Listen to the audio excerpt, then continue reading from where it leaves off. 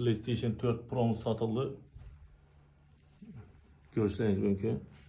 Kızıp gitmedi, başka olmaydı. Usta görmeyen akşam görüntü verdik buna. Bulunması cayında. 2 tane pul topu birisi Kitay. İşlep tuttu 100%, birisi orijinal. İşlep tuttu.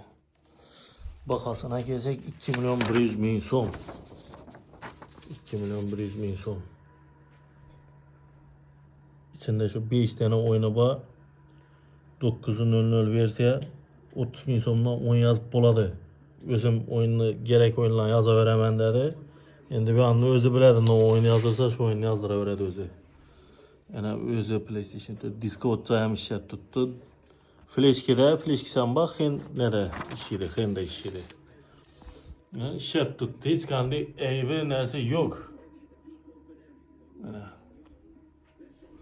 Ağa egesi gördü. Oynap netip gördü. PlayStation 4 Pro gitti. Urgence nerede bir? Ray Center'ına gitti.